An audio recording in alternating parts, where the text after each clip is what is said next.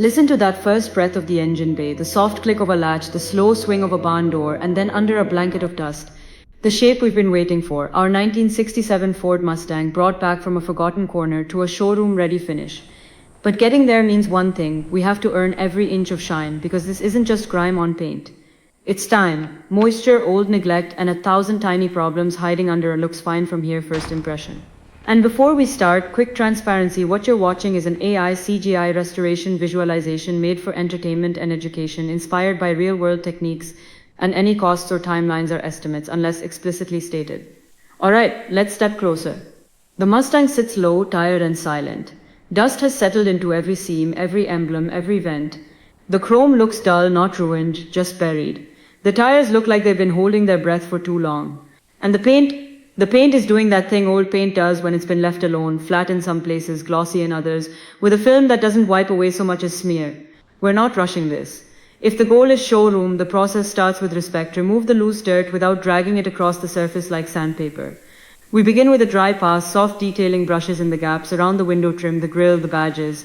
Then a controlled rinse, not a violent blast, just enough water to carry the surface dust away. Now the satisfying part, foam. We lay down a thick blanket of cleaning foam and let it dwell. This is chemistry doing slow work, softening the grime so we don't have to force it. SFX foam hiss, slow drip. We follow with a microfiber mitt, straight lines, no circles. Every pass is clean, every rinse is careful. 2 buckets, grit guards, fresh towels, because the easiest way to ruin a restoration is to create damage while cleaning. And already the Mustang starts to speak. The body lines come alive. The curves stop looking like a dusty sculpture and start looking like a car again. Now, question for you. If you found a classic like this, would you keep the original look, or would you go full resto mode with modern touches? Tell us your honest answer in the comments. Once the exterior is clean, we decontaminate. A clay bar glides across the paint, pulling embedded particles you can't see but you can feel, those tiny rough specks that keep a finish from ever looking truly deep. SFX soft clay drag, subtle tacky pull. We keep it lubricated, we fold the clay often, and we work panel by panel. Then we inspect under proper light. This is where the truth shows up. A bright inspection beam reveals micro scratches, oxidation, small chips, and there it is, something we expected but hoped would be minor. Rust starting at the edges where moisture likes to hide. It's not dramatic yet, but yet is the word that destroys classics. So we move from cleaning to disassembly. We don't rip things apart, we document, we mark alignment points.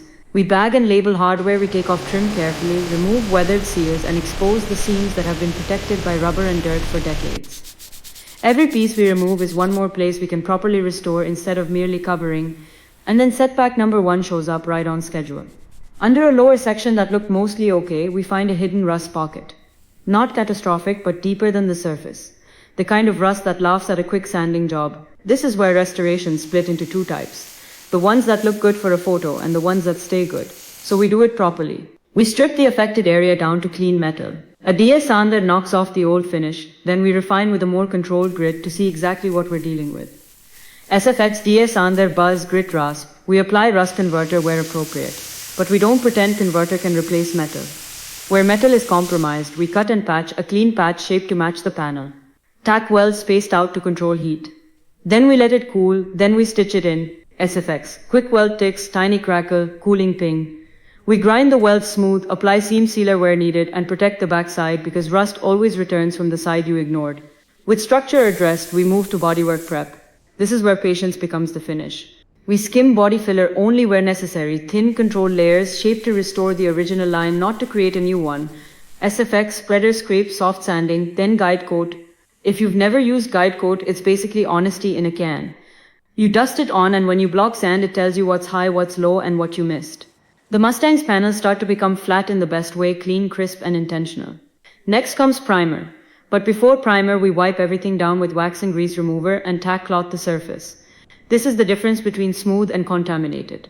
We mask carefully, protect edges, and spray primer in even passes.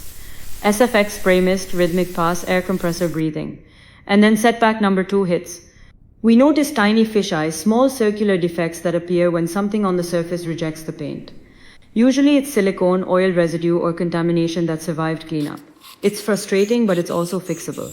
We stop, we don't spray over it, we let the layer flash, then we sand the affected areas back, clean again more thoroughly.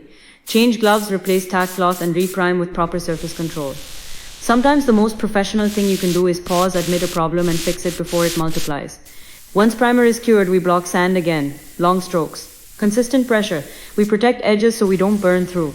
We recheck panel lines, door gaps, and alignment points. Now another question for you, do you prefer a classic muscle car in a deep factory-style color, or do you secretly love a bold modern twist? If this Mustang were yours, what color would you choose? We're going for showroom vibes, which means the paintwork needs to look like it has depth, not just color. We lay down primer sealer to unify the surface, then base coat in clean controlled layers. SFX, paint gun whisper, soft air. We watch the reflections as we spray. You can literally see the car becoming more real with every pass. Then clear coat gloss forming like a lake. The Mustang's shape starts reflecting light in a way it simply couldn't before. After curing, we don't jump straight to polish. First we inspect, then we level. Wet sanding is slow satisfaction. We soak the paper, keep the surface lubricated, and sand gently to remove texture and dust nibs. Zemafax, wet sand, sheesh, water beads moving. Then compound machine polish with a controlled pad, working in sections. The gloss rises, the reflections sharpen. We refine with a finishing polish until the paint looks like it could swallow the light. Now the chrome and trim. We clean and restore trim pieces with metal polish, soft brushes, and microfiber. SFX polish rub, cloth squeak on chrome. Badges get careful attention, no harsh scraping, no rush shortcuts. If a piece is too far gone, we treat it honestly, either restore it properly or replace it with a fitting alternative, not something cheap that breaks the illusion. Glass gets cleaned inside and out, seals get refreshed, weather stripping gets seated cleanly so doors close with that solid classic thunk instead of a hollow rattle. And then we step into the cabin. The interior carries a different kind of age. Dust in the stitching, a mild stale smell from time, and trapped humidity. The dash has that soft tired sheen that comes from years of heat cycles. We start with a deep vacuum and brush agitation to pull debris from seams and rails. SFX vacuum hum brush flick. We use steam carefully on hard surfaces, never soaking electronics, never forcing moisture where it can hide. For sticky residue, we use adhesive remover lightly, then wipe clean.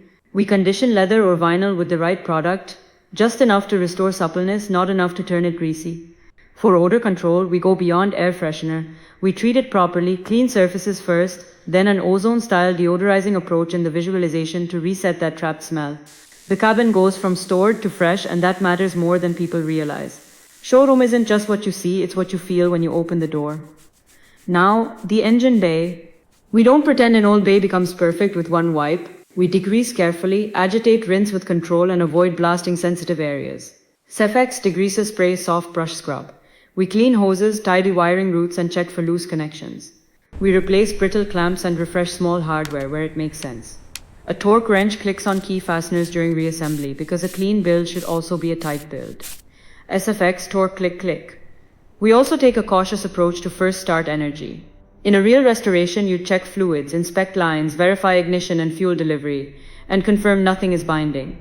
In this visualization, we honor that process. We don't just crank and pray, we prepare, then test. And just when everything looks aligned, setback number 3. A panel gap that looked fine during early assembly shifts slightly when a trim piece goes back on. Classic. This is the kind of detail most people won't notice until they do. And once you see it, you can't unsee it. So we adjust. We loosen shim where needed, reseat, retighten. Small movements, recheck alignment marks. Close the door slowly and watch the line. SFX, gentle door close, latch click. There it is, clean, even, satisfying. Now we complete the finishing touches. We dress the tires, not glossy wet, just a clean satin. We clean the wheel faces, the lug areas, the tight corners where brake dust likes to cling. We polish the exhaust tips, we wipe down the paint with a final microfiber pass that removes any fingerprint or haze. SFX microfiber glide. And then we pull the Mustang out of the barn setting and into that bright, unforgiving light where flaws have nowhere to hide. This is the moment, the final reveal. The paint has depth, the reflections are crisp, chrome catches the light like it's supposed to. The stance feels proud again, like the car remembers what it was built to be. And the best part is the contrast in your mind. You can still picture the dust, the flatness, the tired look, but now you're seeing the same Mustang as a finished piece. One more question before we wrap. Would you rather restore a classic like this to pure factory style, or build it the way you wish the factory could have done it? No wrong answers, just different kinds of love. Let's recap what changed. We removed years of contamination with safe washing and clay decon, addressed hidden rust instead of hiding it, leveled and refined the body with guide coat and block sanding, corrected paint defects instead of spraying through them, restored the finish with wet sanding and polishing, refreshed the interior to feel clean and presentable, detailed the engine bay with care, and dialed in panel fit so the whole car reads as one cohesive intentional restoration. If you want to see the next build, tell us which car we should visualize restoring next. And if you enjoyed this satisfying Mustang comeback, subscribe so you don't miss the next transformation.